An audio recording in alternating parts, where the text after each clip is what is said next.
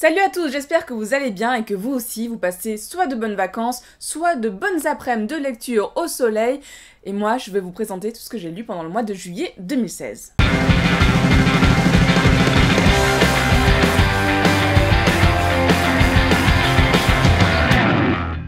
Je commence avec 80 frères de Romain Dussier. C'est une histoire qui se passe dans un Hong Kong un peu fantastique, mais dans un monde contemporain aux notes, donc c'est super intéressant. Je ne vous en dis pas trop, à part que l'on suit Johnny Kwang, un fasciste, une sorte d'exorciste qui en fait va combattre des esprits maléfiques, ou pas d'ailleurs, mais plutôt plein de créatures fantastiques, ce qui va nous permettre de découvrir un Hong Kong assez différent de ce qu'on connaît, mais en même temps, ce qui va nous permettre de mieux le découvrir, ce qui est un peu paradoxal au final. Demain, je vous fais une vidéo dédiée, et je la mettrai en ligne dès demain, oui, vous m'avez bien entendu, parce que dans le cadre de l'opération Sunland Books, allez voir la page Facebook qui est reliée, plein de booktubers vous font voyager à travers des livres, et moi je vous emmène à Hong Kong. Et j'ai aussi lu du Stephen King, c'est un auteur que je n'ai jamais lu, alors qu'il a fait plein de choses qui ont l'air tellement bien. Moi ce que j'ai lu, c'est un livre qui s'appelle Écriture, journal d'un écrivain, quelque chose comme ça, de toute façon vous avez l'image sur le côté. Ça a été génial. Honnêtement, j'ai vraiment beaucoup apprécié ma lecture. La première partie du livre, en fait, il explique, ou plutôt il raconte plein d'anecdotes sur sa vie, qui l'ont inspiré aussi, qui lui ont permis après d'écrire des romans qui ont eu plus ou moins de succès. Il raconte aussi des échecs, mais c'est pas grave, c'est comme ça qu'on devient un écrivain ou un auteur. Et la deuxième partie, c'est plus des conseils, des espèces de règles, du bon sens qu'il donne à des apprentis écrivains. Et comme moi, je suis aussi en train d'écrire un livre, ça m'a beaucoup inspiré et ça...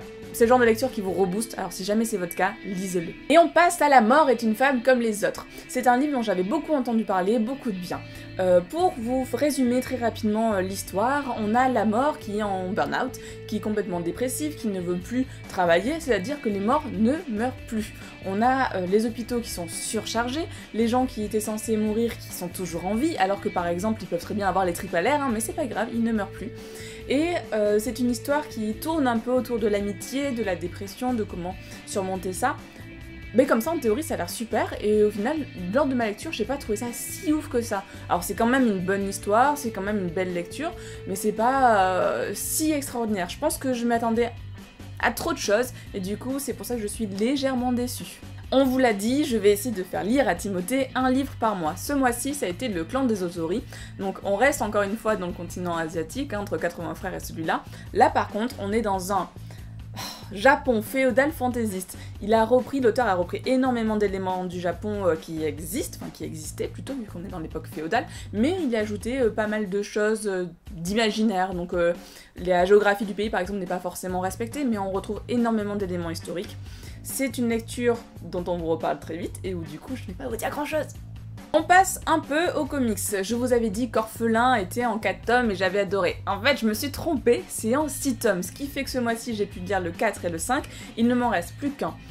Et là, à la fin du tome 5, c'est très compliqué de ne pas aller se jeter dans sa librairie pour chercher le tome 6 très rapidement.